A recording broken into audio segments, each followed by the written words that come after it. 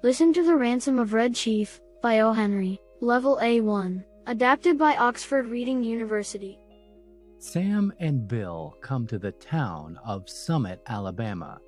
They are criminals. They want to carry out a big crime. For that, they need $2,000. They decide to kidnap a child and make the parents pay for that child. They choose to take the son of Mr. Dorset. He is the richest man in Summit. His son is 10 years old. He has red hair and many freckles. There is a little mountain 2 miles away from Summit. The criminals find a cave in that mountain and camp inside it. One evening, they are riding past Mr. Dorset's house. They see his son in the street.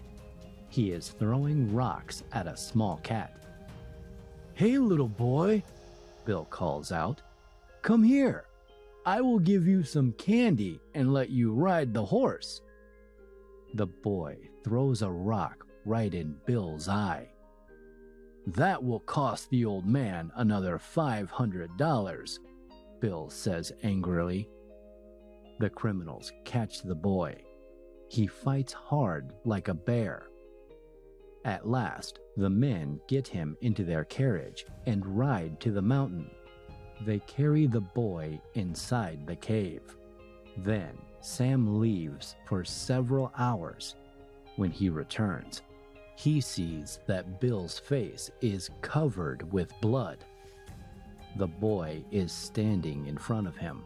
He has 2 feathers in his hair. Sam tries to come closer to him.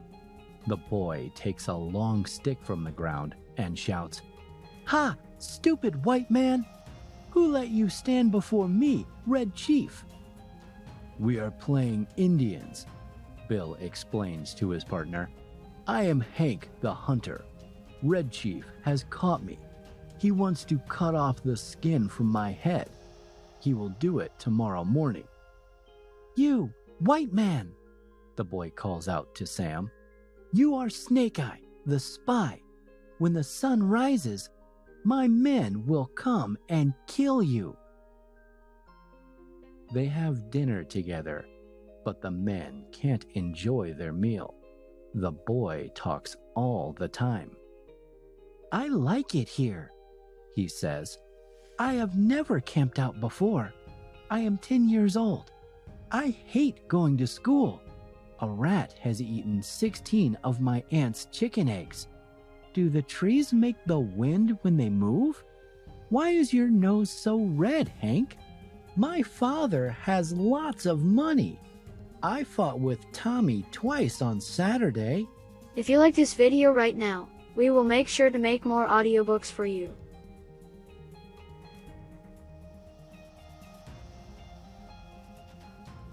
Why are oranges round? A parrot can talk, but a monkey or a fish can't. I can teach you to catch frogs. "Red Chief, don't you want to go home?" Sam asks. "No," the boy answers. "I am having fun here." Early in the morning, Sam wakes up. He hears a terrible shout. It's Bill. The boy is sitting on his fat stomach. With one hand, he is holding Bill's hair. In the other hand, he has a knife. He is going to cut off Bill's skin. Sam takes the knife away from the boy and they go back to sleep. But Bill can't sleep normally. Soon, he sees that Sam is sitting by the fire. "Why don't you get some sleep, Sam?" he asks. "My shoulder hurts," Sam explains. "I need to sit for some time." "That is not true," Bill cries. "You are afraid that Red Chief will kill you just as he promised." Later, Bill and the boy are making breakfast in the cave. Sam goes out. When he returns, he sees that Bill is crying. Red Chief is about to throw a big rock at him. "He put a hot potato under my shirt," Bill explains. "So I hit him. Have you got a gun with you, Sam?" Sam takes the rock away from the boy's hand. "I will get to you," the boy tells Bill angrily. "Nobody has ever beaten the Red Chief." After breakfast, the boy walks out of the cave. Bill and Sam sit by the fire. "You don't think he will run away, do you, Sam?" Bill asks. "I am sure he will not," Sam says. "He doesn't want to go back home. Today, we have to send a letter to his father. We will tell him that we want money for the boy." Just then, a rock flies across the cave and hits Bill in the head. He falls right into the fire. Sam pulls him out. He puts cold water on his partner's head. Then he finds the boy, catches him, and shakes him. "Do you want to go home now?" he shouts. "No, Snake Eye," the boy cries. "I am just joking. Please don't be angry. Let me stay and play some more." "You will play with Mr. Bill today," Sam says. "You must go to him and say sorry, or I will send you home at once." They go back to the cave. Sam makes the boy shake hands with Bill. Then he takes Bill to the side and says, Send this video to your friends who like English stories. Do you want more English audiobooks with translations and transcriptions? Check out appeva.com. You can read books and learn new words every day. "There is another small town in the area. It is called Poplar Cove. I am going to talk to the people there. Maybe they have heard something about the lost boy." "You know, Sam," Bill says, "you and I have gone through many dangerous situations, but this is the first time I am really afraid. Please don't leave me for long." "I will be back in the afternoon," Sam answers. "Just keep the boy busy and quiet. Now, let's write the letter." "We should ask for 1,500 instead of 2,000, Sam," Bill suggests. "Nobody will pay $2,000 for that wildcat." Sam agrees with Bill. They write the following letter. "Dear Mr. Ebenezer Dorset, we have taken your son. We have hidden him in a place far from the town. Even the best detectives will never find him. To get him back, you have to pay $1,500. This is where you have to leave the money.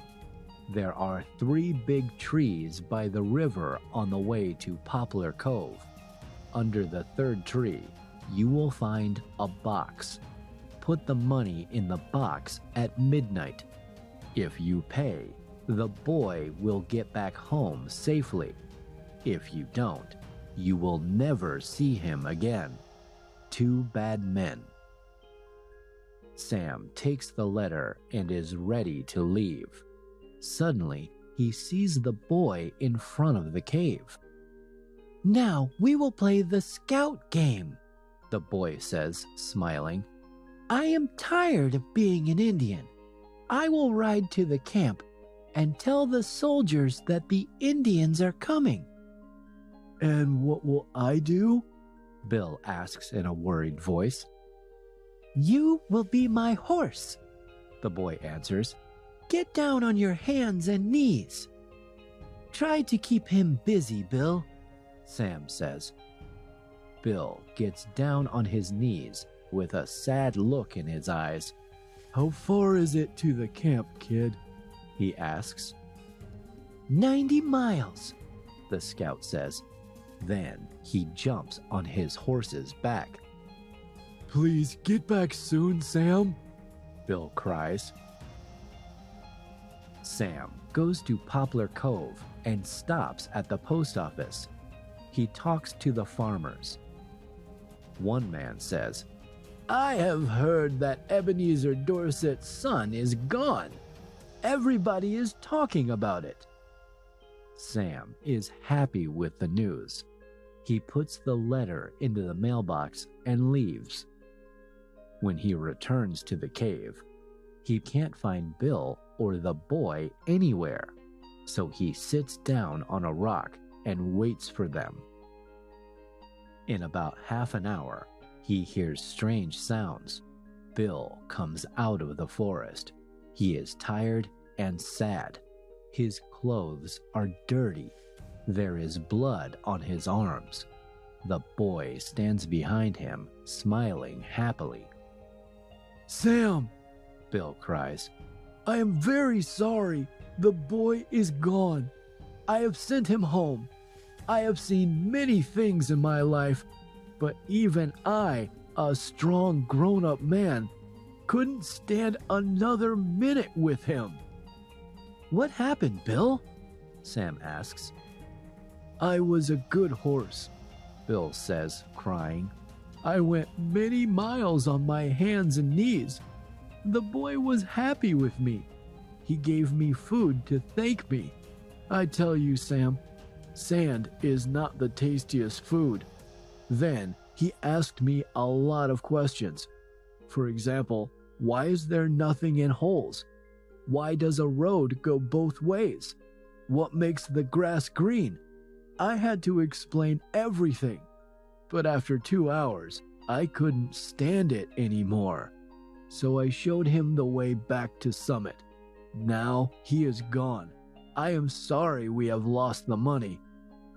"Bill," Sam says quietly, "does anybody in your family have a bad heart?" "No," Bill answers. "Why?" "Why don't you look behind you?" Sam suggests. Bill turns around and sees the boy. He throws himself to the ground and cries. Sam is afraid that his partner has lost his mind. "We just have to wait until midnight, Bill," he says. Bill feels a little better. He even smiles at the boy. He says, "We will play the Russian-Japanese War. I will be a Russian soldier." In the evening, Sam goes to the place where the box is hidden.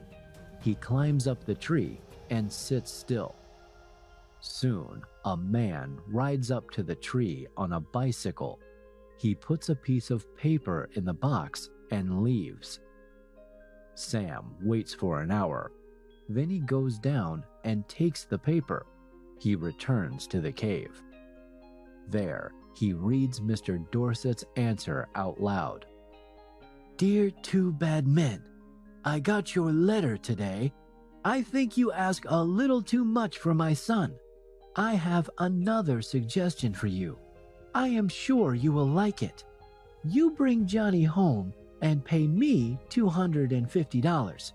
If you do it, I agree to take him. Please come at night. The neighbors believe that he is gone.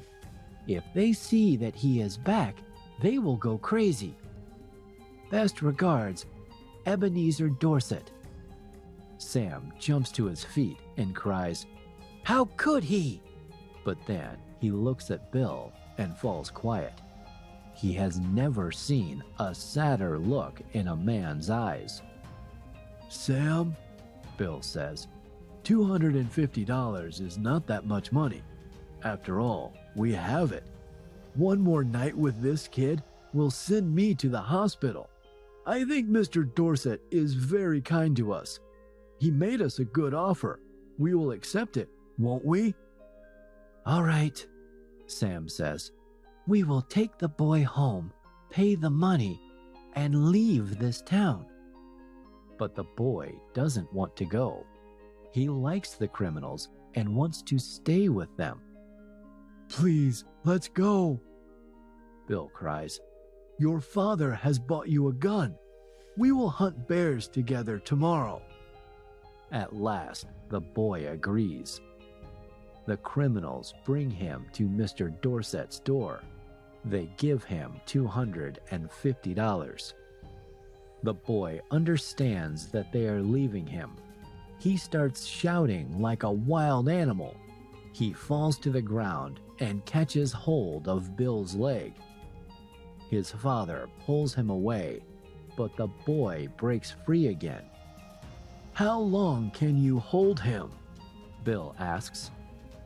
"I am not as strong as I was before," Old Dorset answers, "but I think I can give you 10 minutes. "Enough," Bill says, smiling. "In 10 minutes, I will be in Canada." Sam always thought that he was a better runner than his slow, fat partner, but still, he only catches up with Bill a mile and a half away from Summit. Send this video to your friends who like English stories. And now, enjoy another English story.